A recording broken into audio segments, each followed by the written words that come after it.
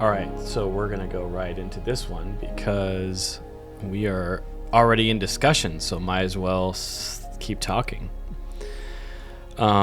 This is Barry. This is Joe. And we are the Signs of the Times hosts of this show. I'm the guest.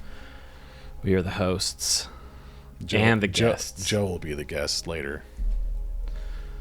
Okay, so we are going... Oh, yeah, so I wanted to bring up some anecdotal examples of the kind of the culture, the dating culture, some examples, experiences that I went through. And the reason why we're talking about dating is just simply, first off, Barry wrote a book called The Single Zombie Apocalypse. So we're basing a lot of gospel topics, cultural topics on that, but we go into everything, at least for this series, that we're going to continue talking about Barry's book. So anyway, down the road, we'll switch, and we won't necessarily be talking about Barry's book, but at least for now in this series we are. So I did want to bring up some experiences that I had, kind of a culture shock, that when I started to understand the dating world, or at least see it, and it was kind of shocking. And so in our culture, so we would say from I would call it the Mormons. So when I say the word Mormon, I'm labeling the culture of the Church of Jesus Christ of Latter-day Saints as the Mormons. And so that's kind of like because the world gave us a nickname, the Mormons. And even though we've embraced it just because we don't really get offended a lot. So it's kind of like, okay, whatever. So, but the reason why I say that is when I refer to Mormons, I'm talking about the cultural Mormons and not the followers of Jesus Christ per se. Right. I don't know, that's probably bad, but... And you'll find that culture everywhere. I mean, you got... Yeah.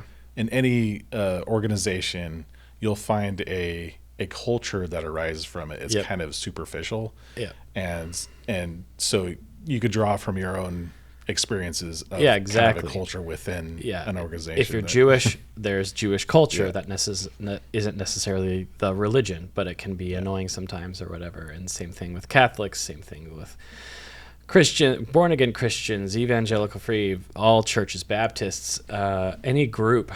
Anyway, so there's all these subcultures that come out. And so anyway, this was I think culture then can eventually will have an effect on the way people view the world, address the world, interact with the world. And one of those things was when I went to church school. The first week I was there, we had this activity together with a few other people that are just going to college too, and they weren't married or anything, so we're all singles.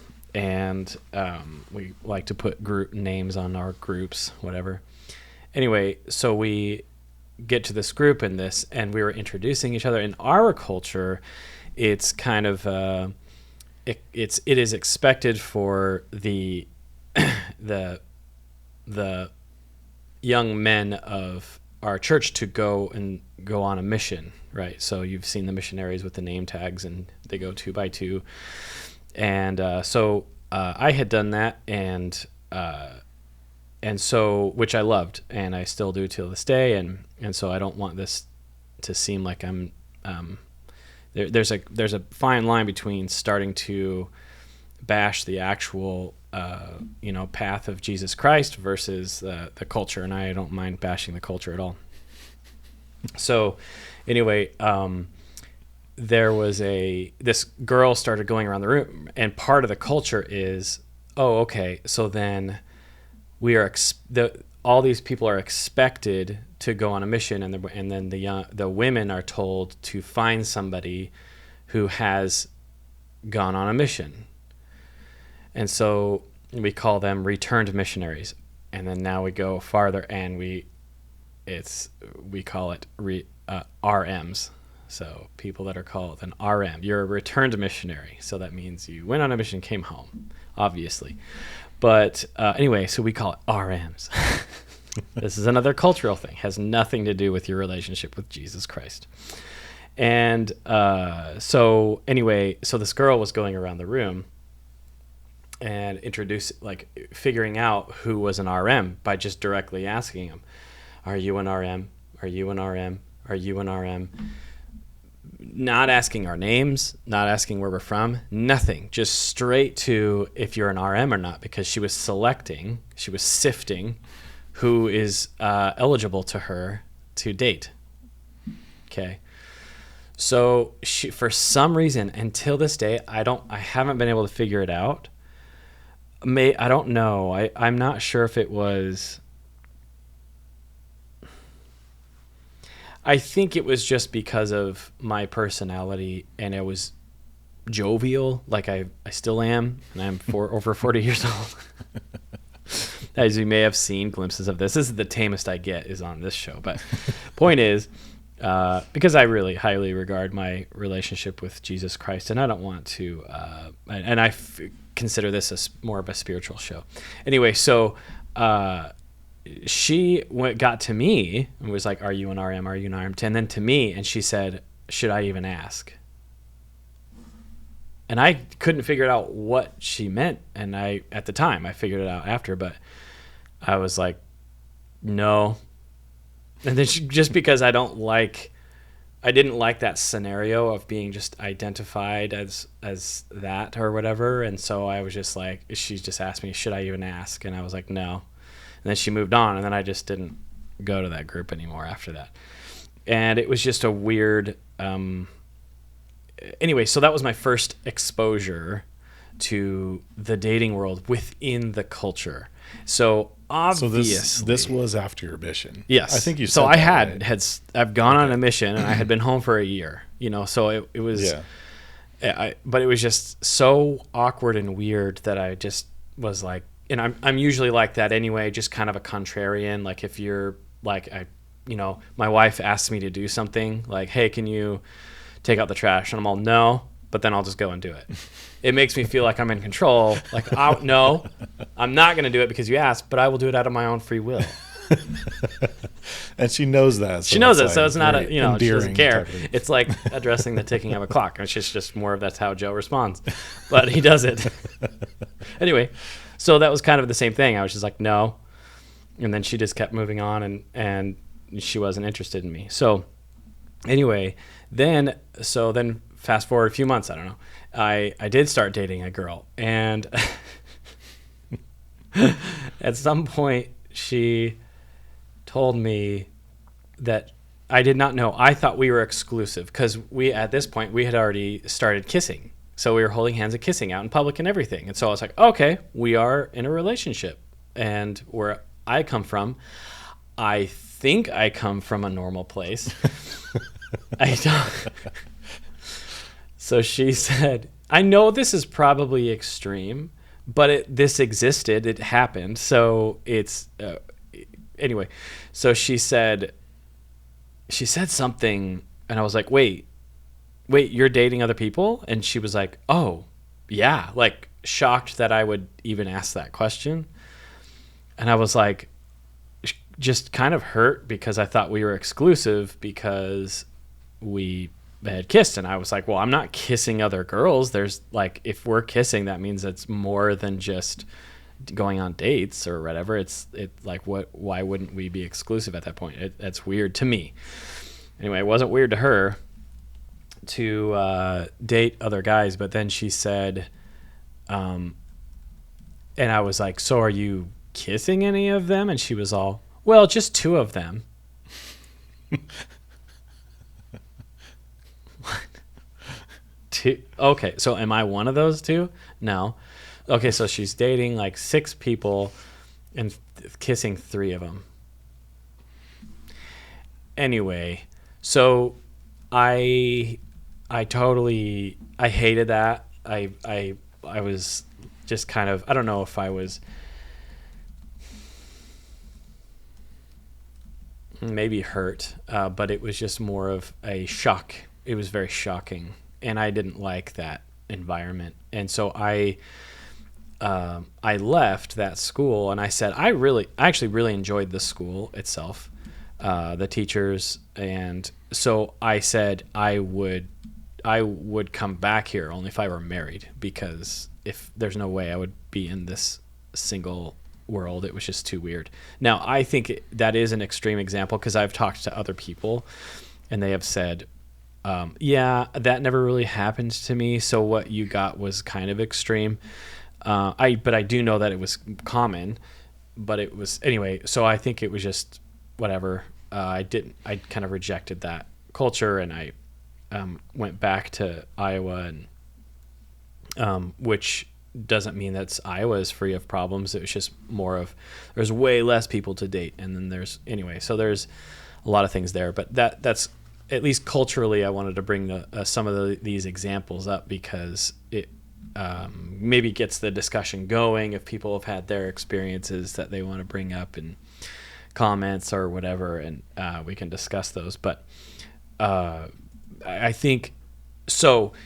It's not just this is an issue that I think happens to all cultures, but when we don't actually understand the heart of the issue, or the heart of I wouldn't say issue. So the heart of the meaning behind, we should go and get married and have, get an eternal family and go. And so when we focus on that so much, we as younger people in the church, I think misunderstand, or maybe we were just mistaught, but misunderstand it and put our priorities in the wrong place. And so, for example, I think it's priorities, meaning your relationship with Christ first, and building on that foundation, and not assuming that you've got it down packed or whatever, but then he leads you where you need to go. But I think what we do is assume that we are following Jesus by trying to get married. So it's like, but it's just, these are all good things, but they're all a lot of things, and this is probably will bring this up frequently. There's a lot of things that distract us from him that are just 1 degree off. So it seems like it's righteous. I mean, you can do anything and it could be bad. Like, you could read your scriptures too much, because then now you're not helping other people, because you're just sitting all day in your house reading scriptures or whatever, So so it's a well-balanced life, but Christ has to be at the center of that, and we have to figure out what that really means, versus just assuming that, of course, I'm close to him. Anyway, I'm going to be doing these other things that are, no, it's not wrong to pursue those things, but I definitely know for sure that we've a lot of people, and including myself at some points, have gotten off track a little and putting my priorities in the wrong spot. And this is where I think goes back to the principle of faith, of just faith in Christ, knowing that he will lead you to these places that you need to go.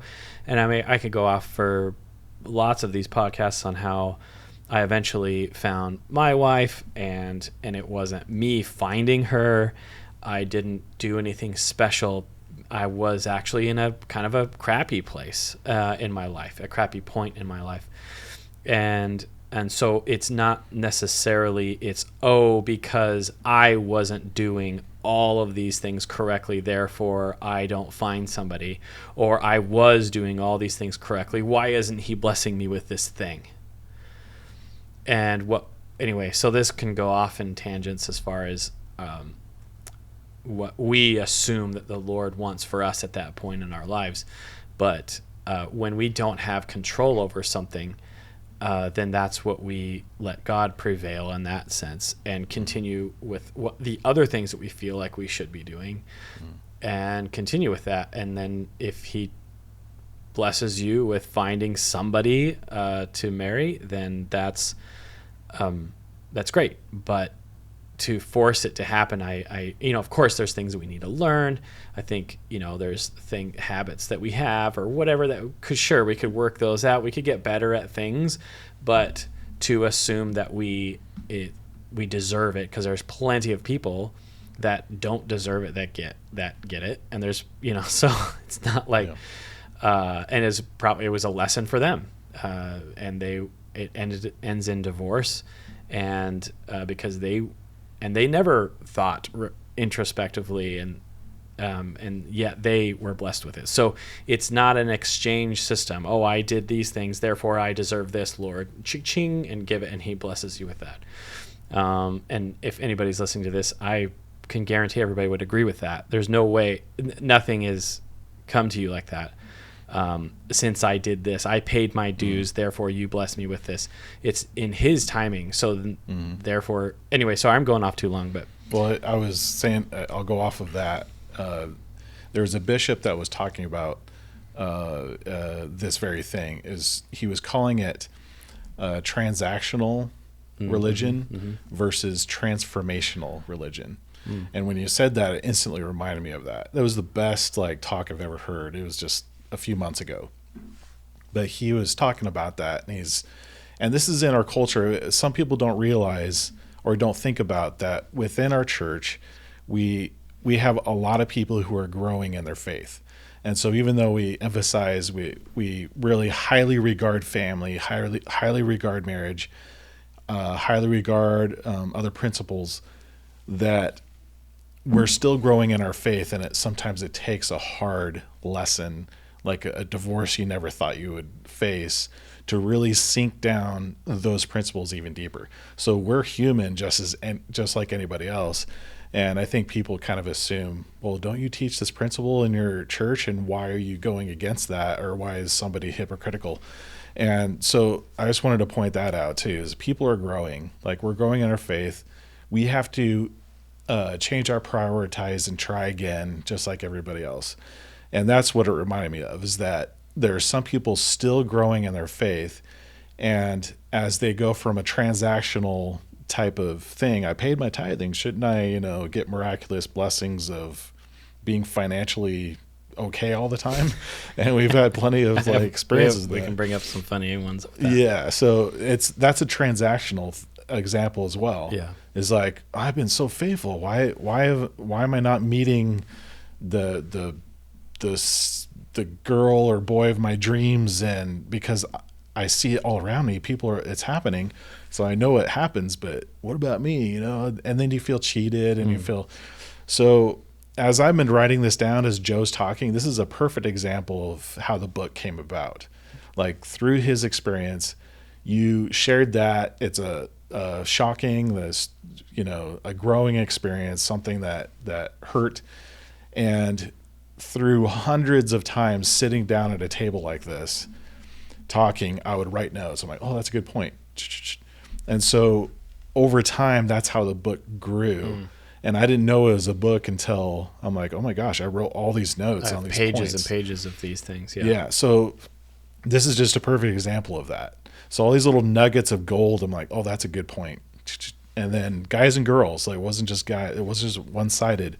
But there's a lot of things that you said in that one experience that shows a lot of other cultural things that happen. And I go into detail a little more about in that book. You mentioned she was that girl was going through in that room saying, are you an REM? Are you an REM? And just kind of quickly filtering down who she's interested in so she could not waste time.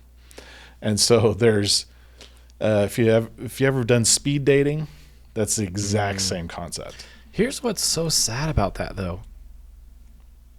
And it actually brings tears to my eyes, because I know so many missionaries that when I was on my mission, and not to say I was the best example of perfect, but there were plenty that definitely weren't there for the right reasons, in the sense of they did not care about what they were doing at all. And and it was tough. It was tough to be with those missionaries, around those missionaries. And I actually think it's way better now on those missionaries. So I don't want to discourage people from talking to missionaries, because they have a better vetting process and preparation process and stuff. But at least at the time that I was out, there were some ones that were, and so the reason why it brings tears to my eyes is because she was sifting based on that RM title, and that initial sifting is actually a terrible way to sift, first of all, because you just sifted out probably some really good, awesome people, but you've already in your pool of perspectives, probably 50% of them are not good. I don't know what the percentage would be, but it was just more of, it's just like, really, like that's your initial. And so again, it sounds like I'm blaming her, but that's like whoever taught her to do that. And maybe that she just came to that conclusion on her own of like, whoa, I got to make sure it's an RM. But okay, so is that to parents? So what are we as parents should be helping our kids focus on who you're going to date? Is we know people that came home from their missions early, which is normally it's not a good thing, meaning they came home because there were big sins that they never let out, and it's difficult to have the Spirit with you when you have these big things that you needed to deal with and you didn't, and so you came home early. And that's not all the reasons why people come home early. There's mental illness and all those things, but so I don't think about it at all anymore, depending like how much time somebody went out on a mission. It's like I don't care at all anymore. But because I've seen these examples of, we have close friends that either didn't or did come home early, and so they're some of the most amazing people, just absolutely steadfast in their faith, and they are amazing husbands, and so if their wives had sifted them out based on that, they would have lost out on an amazing man. So anyway, I brought that up as another cultural, like that's a mistake. You were just saying that these things are born into the culture, yet that was a false sense of security on her side of like, oh, knowing, okay, good, at least he has that. And it just actually doesn't mean a whole lot, because look at the amount of divorces around the world, not alone, let alone our culture. Every culture is affected by it. But so this shows the reason why just getting married isn't solving problems. Right. And I've seen both examples, and I share this in my book as well, is that I've seen examples where it's so odd. Where do I even start? But I've seen people who are just on the wrong track, and they're just like, they don't care about faith, they don't care about religion, they're against it. And I'm thinking of one guy in particular. And I'm like, I don't know where he's headed. I can't do much about that. I mean, I be his friend and stuff, but then he meets a girl he's known. I guess he knew growing up or something. Super, very sweet girl, and they end up getting married, and then he completely changes his life, and I'm like, I don't know how that happened. That was like miraculous in and of itself. And that's kind of how we typically see, marriage solves the problem. But it's each individual person that the Lord sees fit what blessing is going to bestow on certain people. Is it going to be a blessing for them? And some people who receive a blessing like that, and they're super good, they're doing everything right, and then they end up getting divorced, and their marriage falls apart, and so the opposite happens. So did the marriage solve it? It's not so much the concept of marriage. Any variety of variables can be in there. It could be like, what went wrong there? You'd have to look at every single individual. So what I've really concluded later is that there's a path that everybody's on, whether they have to learn lessons through mistakes, hard mistakes. Perhaps that girl that was sifting out people, maybe she's gone through some experiences like that, like he was an RM and everything, and things are falling apart. And then there's like a deeper understanding of what really is important here. Is it to I need to get this person I'm thinking about. I wish I could just hook them up and get them married so that everything will be okay, and I can relax. I'm like, okay, that's good. And that's what it's thought of. But now recently, I would say within the last couple of years, maybe more than that, but the statistics was within our own church, at least, that there are now more single people than there are married people. And what that showed is that there's something more going on than just let's focus in on this marriage thing, because we highly regard it, we think of family as a very important unit, and especially marriage as an eternal thing too. And so it's highly regarded, but it can be somehow it could be not the rock. Like the rock that we're talking about is Jesus Christ, and each individual person on that journey to deepening their roots in Jesus Christ and their faith in Him. Mm-hmm. So that's the priority that could have been 1 degree off of focusing in on, well, I'm going to church, I'm married and all this stuff, but why is everything falling apart? Why am I doubting all my life decisions now? What's all this happening? And so it all comes back to who's your first relationship, and that's Jesus Christ. And a lot of people can look at our church and be like, you're supposed to be doing this, and not all members are doing it, and why is everything falling apart in this guy's marriage or this girl's marriage? And it's people are growing. People have to go through hard things and to really deepen their roots. And I think that goes beyond our church. It goes into everybody's individual life. When something falls apart, what are you really holding on to? Yep. Yeah, that is the reason. The reason why I bring up that 1 degree off thing too is that example is in the scriptures all the time. Like when Jesus performed the miracle of the feeding the 5,000 and the fishes and the loaves, and there was a group of people after that went and sought him out, and it says that he even he knew that they were seeking after him, and he was able to kind of escape, but it says he went another way, and then eventually they found him again, and they asked him for the bread and the fishes, and this time he said no, but I'll give you the bread of life. And they didn't know what that meant. And so they were still seeking the correct person, but they were seeking something first.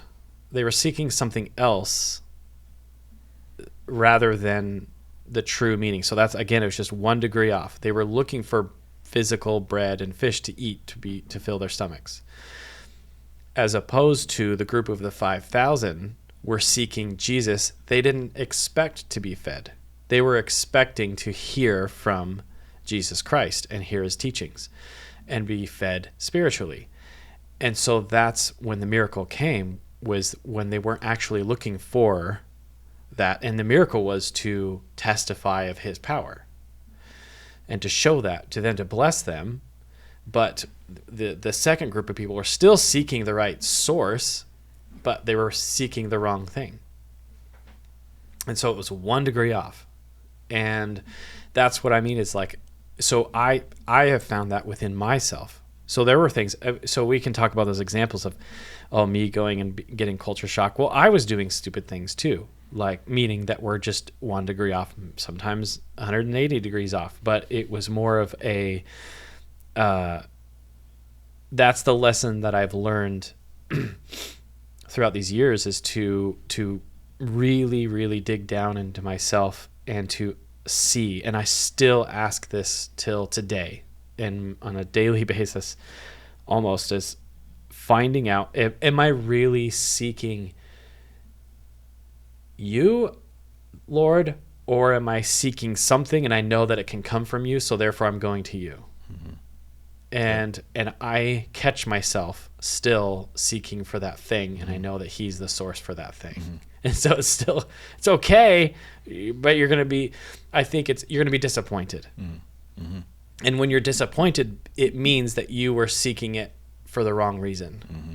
That's what I think our relationship with Christ becomes eventually. And again, I'm still working on this. I still sometimes do get pangs of disappointment, whether it be in my career, how I want it to be going. And so then I pray to him for, now it's okay to pray for these things, but it's more of, we need to be careful, because that's where we can get off. That's where the 1 degree, and that's enough for, the adversary to get in there and just keep wedging at that and put in a little bit of bitterness, a little bit of offense or whatever. And then we stop seeking him because we wanted that blessing that we thought was right for us. And we get off on that. And so you see that bitterness again, and that's what bring it all back.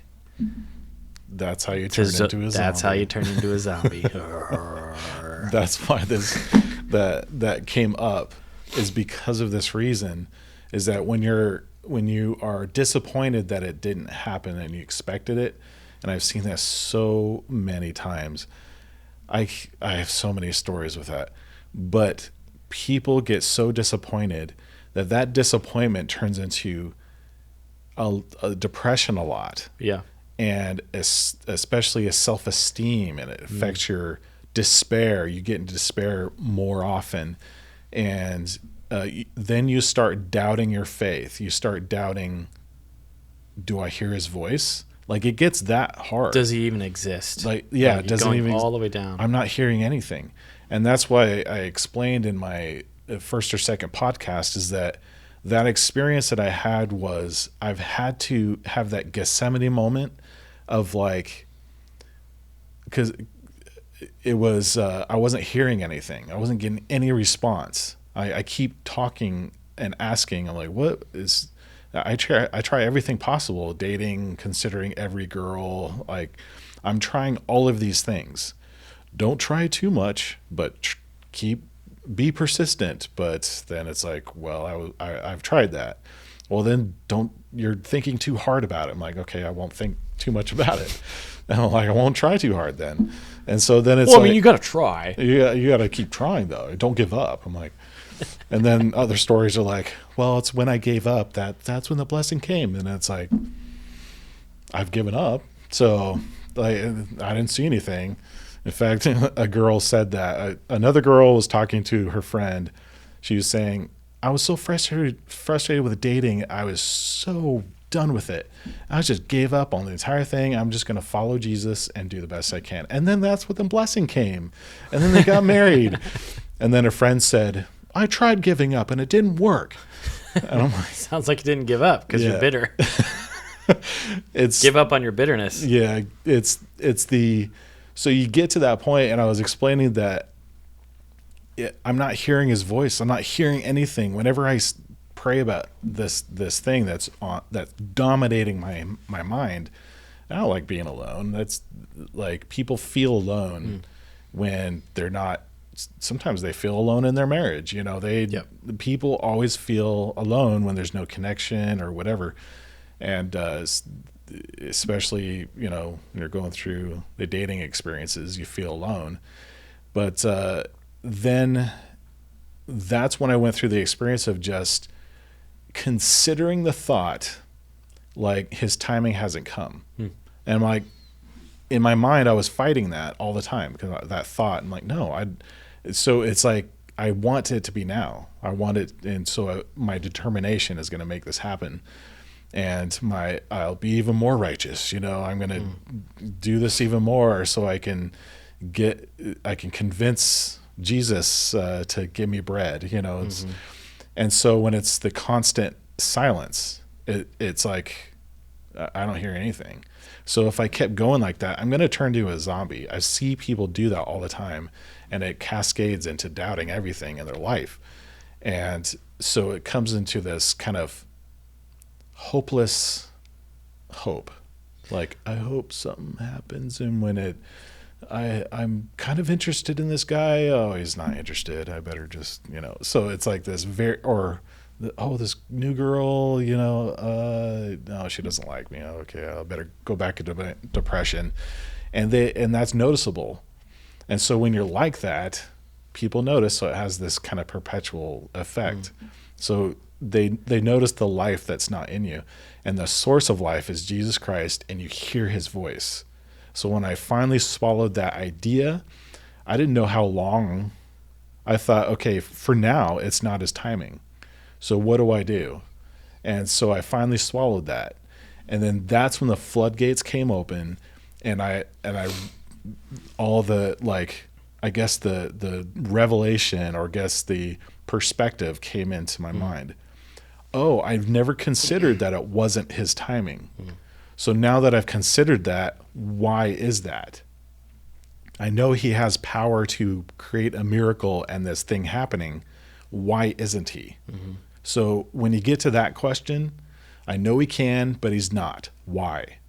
And then you start asking why. But an honest why, not an accusatory why. Why? It's like, I deserve this. Why? Yeah, it's a very sincere. He wants you to the point of very sincere. It's meek. It's like, okay, I know he can. He isn't. So, Lord, why? Like, what? Is there any other reason that I'm missing? And I guarantee, I could promise that that's when the floodgates open, and that's what you'll realize. You look around you, who are the people you're around? What experiences have you had? Who are the people that you're strengthening right now? There are people that you relate to, and you're in the middle of them. They're getting strength from you. You're having conversations just like this, even if you're venting about stuff. Those are purposes. And over time, you'll see things that are miraculous. When you see that the Lord's purpose and mission for you is always in connection with his other children. Yeah. So it's come follow me. Yes. Where, all right, like, come follow me and you'll get married. No. Just come follow me. Yeah. Marriage might be on the table at some point, but come follow me. So just what you were saying, people that are in your circle of influence, that's why. Yeah. Right now. Because if you were married and you were having children, I guarantee you that you won't be interacting with those people the same way that you are today. Yep. And so there's going to be something that they say that helps you and you say that helps them, and until a certain point. And we've seen that. I've seen that in you so many times, where you've been kind of assigned spiritually to a certain person for a season. And then something happens to them. They get married, or they move or whatever, and you go, okay, my next thing is what? And then you keep following the Lord. Come follow me, because he'll take you on this path. So I think we diminish too much our circumstances that we're currently in, because we just see it as a waiting period. But no. It's actually way more important than we realize. And I've got that through you. I didn't really understand that until I saw you doing that deliberately. And you were called to interact with certain people, and you took that as a direct assignment from the Lord, as opposed to, but I still haven't found somebody to get married, and that's the ultimate one, and these people don't really matter. And as a side note, and maybe this is a whole nother topic, but it's, if you can't figure that out when you're single, you will have to figure it out when you're married anyway. And so things like, oh, well, when I'm married, whatever you put after that, what do you think is the thing that will be better? Companionship, I can see that. Okay, that's a valid argument. But pretty much anything else,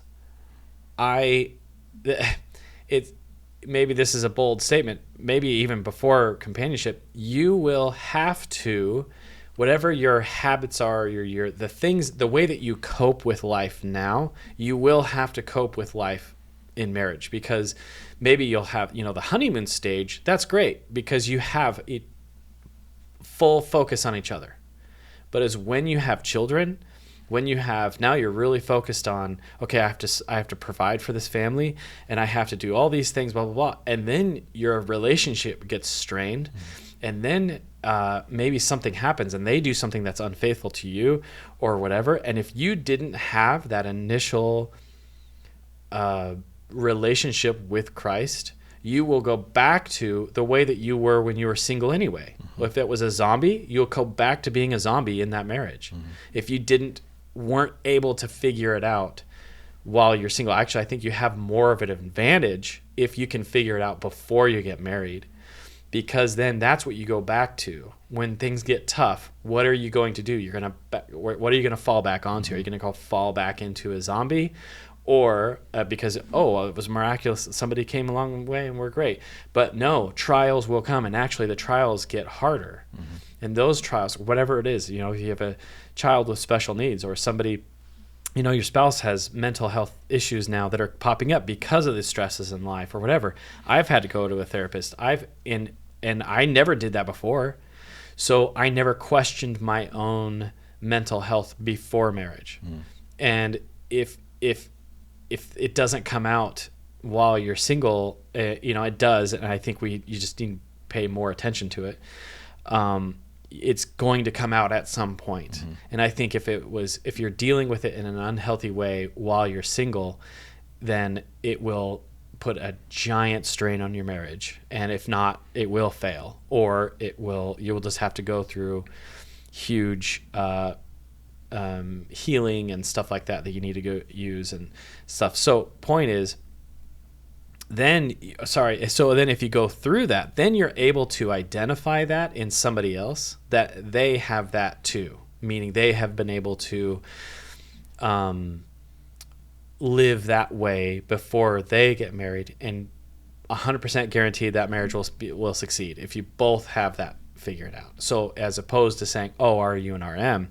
But you dig down and you figure out that person has the right skills to be able to deal with a relationship that I will too. And so if you both have that, then I believe it'll be a success. And anyway, so that's what I wanted to point out as you were talking about those things, is that this is actually the time, the single time is actually a very, very important, crucial time to be able to work on those things without kids waking you up at 2 a.m. and then all these things that are other things that are bombarding you, that you have time to figure out your own mental health before you get into those things. And that's an advantage, I think. Mm-hmm. This could sound terrible to people that have been single for a long time or whatever, but it's more of that. I think it's that principle of the question that you brought up is, well, why am I not right now? And so maybe one of the answers is you give you an advantage to be able to, when you do get married, you'll have more of an advantage. Some people might already have it, and that's fine. But I'm just saying there's a lot of reasons why. There are times that I've even noticed that my purpose is to be an uplift with someone who's already married, and so that's a part of it. Like I'm thinking of like a guy right now, is a while ago, but it was a newish member. No, he's coming back into the church, and but he really just loved when I came over and we would talk. And I could tell it was helping him, even though he was married and had a kid. And so it wasn't limited to me, just other people I identify with who have, single or divorced or whoever. It's all sorts. That's interesting. It's a variety of, like, when you are seeking and have that perspective, that the Lord is putting you right where he needs you at all times, no matter who it is. So that, and if I didn't seek his voice out, and if I didn't understand that, I would go into despair and it wouldn't go away. Like, I get that source of light again, and I'm like, okay, there is purpose. I'm excited now because now I see that he's using me, and he's using me to change things. It's not just we have to deal with our problems. It's these problems don't have to be there. Do what you can. Each of us, I feel like, innately knows that we have struggles with. Maybe look in your journal to remind you this is what you struggle with, that like this, when you go through your cycle of doubts and thoughts and whatever and despair, there's something that you're desiring that you don't feel like you're getting, or it's something is missing in your life. And then that's when the adversary takes advantage of those moments. And he makes you want to doubt everything because things aren't working out like you thought it was. And you find yourself in a position or facing something you never thought you'd face. And then it just shakes you up. And the adversary loves those moments. But then that's when we turn the fear into faith, and we really deepen our roots. So yeah, it's a... No, I love that, because even in that example that you brought up with you were able to help somebody else that was married, and since you were single, you actually can be, and I've seen this over and over again in your life, since you have been single, you have had this special angle that you have been able to be flexible, to be able to travel across the country and be with different people that I haven't been able to do because I have a family. So I'm not saying it's, just take it as you will. It's like, come follow me. Like, whatever that you were able to follow him to bless more like people's lives in a unique way that I haven't been able to. I mean, in different ways for me, but it's interesting that, like, since you have that perspective, then it's like, yeah, I can see that. I can see that in your life, that you have been able to help people that they needed you to be able to be flexible enough. And I have a same thing, another, person in mind that he, since I don't have his permission to tell this story, I won't use identities, but it's more of he's been single, and his sister's husband died, and since he was single, he was able to go and fill in for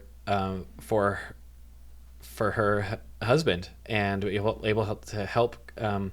He was able to be flexible enough to go and do that. And no, I couldn't have done that. Because I have my own family to look after. And so the Lord will use whatever circumstances you're in to bless other people's lives. And that's how you know that you are following him, is ultimately letting go. And it's so much easier to say, because obviously it's sometimes it's a hard pill to swallow on a daily basis, but at least getting these reminders, listening to these awesome podcasts like this one. But anyway, so it's, you know what I'm saying? It's like we're able to see that we actually are following him, and that he's taken on this journey, and we get changed while we do that. I mean, people that have helped, they have helped you, and it's been a positive effect. So that's ultimately what matters. If you died today, you died knowing that you did the best you could to do what the Lord would do if he were living here, and to follow him, as opposed to being disappointed in your life that you didn't get this far. Again, it sounds like preaching, but I still struggle with this. I still struggle keeping that perspective. And that's a really hard perspective to keep all the time. But that's why it's important to seek him out, to go to church, to read his word, to pray, but then also talk to other people to keep regaining that perspective. Because I need that. Literally, I have that in a reminder in my phone to pray for specific, like to hear him and to recognize him. Like when he is saying something, to recognize that, and then have the courage to act on that, as opposed to, but career isn't the exact way that I want it to be, and then get discouraged with that, then get depressed or whatever. So you mentioned there's a mutual benefit from people I've interact with, and you emphasized the reality of it is that you need to get that perspective on a constant basis. And I would describe that as little gifts of reminders of the Lord's voice. It's almost like a repeat of encouragement. You're on the right path. You're doing well. Whenever we're doing these conversations here in this podcast, I get the perspective is clear because we're talking about it in this moment. It's a very uplifting thing. And the mutual benefit is the little nuggets of inspiration that I get from talking back and forth. So it's not just me. I'm going to go and help all these people, which is the case. And the Lord's using me, but also I feel weak. I get into those moments of despair of like not seeing the perspective again. Maybe tonight I'll go through another one and be like, what's going on with my life, but it's those when the Lord blesses you with reminders like that, conversations with people, or a podcast that you bump into, you're like, oh, that's a good refreshing perspective. That's the Lord's voice. And then you mutually benefit from just with the people that you're interacting with. So that gives me enough to know what to do when I'm feeling those things. I recognize faster when I'm going through cascading thoughts that started from just one thought. Like I just got home from a reception and they're younger than me and they seem super happy. And then, of course, the topic of marriage is going to come up when you're at the reception, and people are going to ask the question, so when is this going to happen to you? So then there's that. They don't mean it, but it's like that could turn into a trigger of like cascading thoughts that night. You're like, I need to get away from this reception, or any other thing, and or it could be some little kids. It's like, why aren't you married? And it's like, why? I'm trying so hard to remind myself of this perspective. But when I hear his voice again, when I get that perspective again, it's like a breath of fresh air. That's why I feel like that's his voice. That's his spirit confirming to me that peace that he offers. When you hear his voice and you get that perspective again, you're like, okay, I need to keep this as much as I possibly can. When I'm not feeling this, I know it's the adversary. I need to get back to this. And that's his voice. And that's how you could find peace in this life, whatever circumstances you're in. And you could catch yourself early if you're like, oh, this could cascade into a full month of, just like, oh my gosh, recycled thoughts.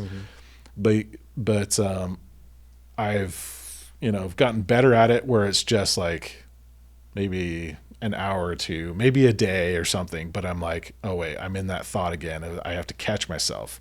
No, I need some kind of perspective. And so I usually continually pray, and the Lord always, he's never failed at this, is that he always provides that reminder. Even though he doesn't take the hard thing away, he always gives that encouragement, which is the exact same when Jesus said, when he's in the Garden of Gethsemane, and he says, not my will, but thine be done. That's when the angel came to strengthen him. And that one principle is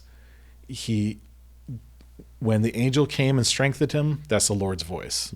And you're strengthened. He didn't take the hard thing away, but he strengthened you.